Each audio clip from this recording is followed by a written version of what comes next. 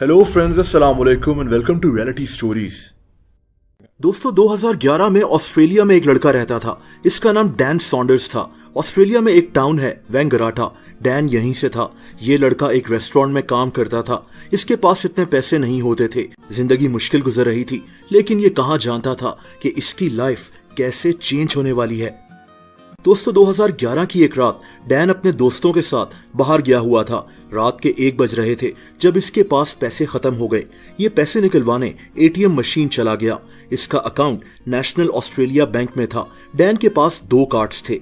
एक इसका debit card यानी सेविंग्स अकाउंट का कार्ड और एक इसका क्रेडिट कार्ड यानी क्रेडिट अकाउंट का कार्ड। डैन ने अपने डेबिट कार्ड से बैलेंस चेक किया तो इसके अकाउंट में सिर्फ $3 थे। अब इसने अपना क्रेडिट कार्ड निकाला और सोचा कि बैंक से उधार ले लेता हूं। ये बैंक से $1000 तक उधार ले सकता था। इसके लिए इसको अपने क्रेडिट कार्ड से अपने सेविंग्स अकाउंट में पैसे ट्रांसफर करने थे। दोस्तों, इसने $200 अपने क्रेडिट कार्ड से सेविंग्स अकाउंट में ट्रांसफर किए तो ये ट्रांजैक्शन कैंसिल हो गई। डैन परेशान था कि ऐसा क्यों हुआ है। इसने फिर भी एहतियातन अपना बैलेंस चेक किया कि हो सकता है कि पैसे आ गए हों। तो ऐसा ही हुआ। इसके अकाउंट में $200 आ चुके थे। लेकिन यहाँ एक शॉकिंग बात थी। डैन के क्रेडिट अकाउंट में इसका कोई रिकॉर्ड मौजूद ही नहीं था। अब आप शायद कंफ्यूज होंगे। देखिए दोस्तों, बैंक ने डैन को $200 उधार दे दिए थे, लेकिन इस उधार का कोई रिकॉर्ड शो नहीं हो रहा था। यानी बैंक के रिकॉर्ड्स में डैन ने उधार लिया ही नहीं था। डैन ने फिर से $500 अपने क्रेडिट कार्ड से अपने सेविंग्स अकाउंट में ट्रांसफर किए तो ये पैसे भी ट्रांसफर हो गए, लेकिन इसका भी कोई रिकॉर्ड मौजूद नहीं था। डैन ने इसी तरह $2000 ट्रांसफर कर लिए, हालांकि ये सिर्फ $1000 का उधार ले सकता था। डैन हैरान था और खुश भी था। ये वापस घर आ गया और सो गया। दोस्तों, अगली सुबह जब ये उठा तो इसको लगा कि इसने कोई ख्वाब देखा है, लेकिन ये कोई ख्वाब नहीं था। डैन ने फिर से अपना क्रेडिट अकाउंट चेक किया, लेकिन अभी भी इन $2000 के उधार का कोई रिकॉर्ड बैंक के पास शो नहीं हो रहा था। डैन को बैंक ने $2000 उधार दे दिए थे और बैंक को पता भी नहीं था।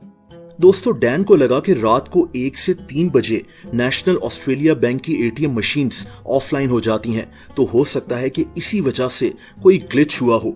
अब अगली रात ये फिर से रात 1:30 बजे एटीएम मशीन पहुंच गया।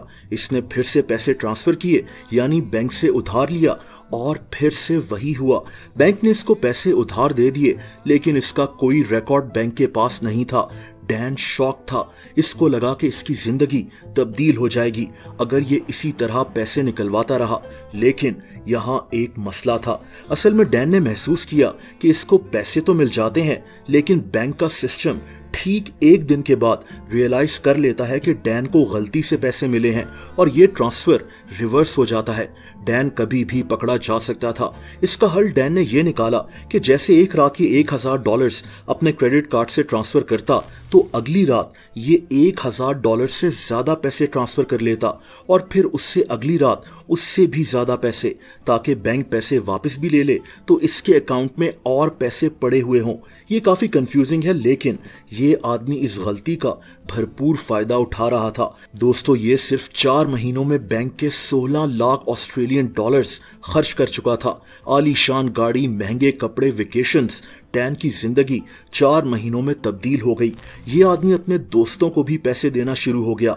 अपने दोस्तों की पढ़ाई का खर्चा भी उठाना शुरू हो गया। इसके कुछ दोस्तों को इस सारी कहानी का पता था। कुछ दोस्त तो इसको रोक भी रहे थे, लेकिन डैन कहाँ रुकने वाला था। दोस्तों, डैन ने अपनी फैमिली को कुछ नहीं बताया, क्योंकि ये जानता था कि ये गलत है। ये जानता था कि इसके माँ बाप इसको रोकेंगे और बैंक को फौरन इत्तला कर देंगे। दोस्तों, 4 महीने के बाद डैन बैंक गया। ये थोड़ा घबराया हुआ था कि कहीं ये पकड़ा ना जाए। ये चेक करने गया था कि सब ठीक तो है, लेकिन बैंक को कुछ भी पता नहीं था। लेकिन फिर भी डैन बहुत डर कर रहना शुरू हो गया। इसके घर पर बेल भी बजती तो इसको लगता कि बाहर पुलिस आई है। ये रात को पसीने से भरा हुआ उठ जाया करता था क्योंकि ये जानता था कि ये कभी भी पकड़ा जा सकता है। डैन को एंजाइटी अटैक्स होना शुरू हो गए। इसके पास पैसे तो आ रहे थे लेकिन ये पैसे इसके नहीं थे। पकड़े जाने का डर इसकी जिंदगी तबाह कर रहा था। ये नहीं चाहता था कि ये अपनी फैमिली से दूर हो जाए, ये जेल चला जाए। और तभी 4 महीनों के बाद इसने ये ट्रांसफर करना खत्म कर दिया।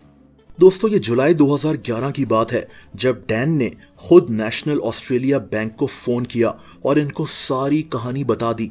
इस बैंक के मुलाजमीन शॉक थे कि ये हुआ क्या है। इन्होंने कहा कि ये मामला अब पुलिस तक पहुंचेगा। डैन बहुत घबरा गया था।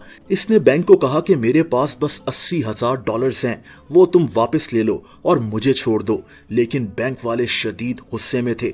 ये इंतजार कर रहा था कि बस अभी पुलिस आने वाली है। लेकिन दोस्तों, 2 साल तक कोई पुलिस नहीं आई। बैंक ने इसको कुछ नहीं कहा। असल में ये बैंक नहीं चाहता था कि ये केस लोगों के सामने आ जाए क्योंकि इनके बैंक की रेपुटेशन बहुत खराब हो जानी थी। इसीलिए इन्होंने डैन को कुछ नहीं कहा। लेकिन डैन अभी भी डरा हुआ था। दोस्तों, ये इतना परेशान था कि ये साइकियाट्रिस्ट के पास जाता था। इसके जहन में एक गिल्ट था। ये जानता था कि इसने बहुत गलत किया है और इसी गलती के एहसास में ये खुद मीडिया के पास जाना शुरू हो गया। इसने अपनी कहानी मीडिया को बताई कि इसने ये गलती की है। ये खुद चाहता था कि इसको इस गलती की सजा मिले। दोस्तों, डैन को 1 साल के लिए जेल भेज दिया गया था। जेल से निकलने के बाद ये खुश था और मुतमईन भी कि इसको इसकी गलती की सजा मिल चुकी है। दोस्तों, अगर आप मुझे इंस्टाग्राम पर फॉलो करना चाहें तो उसका लिंक नीचे डिस्क्रिप्शन में मौजूद है।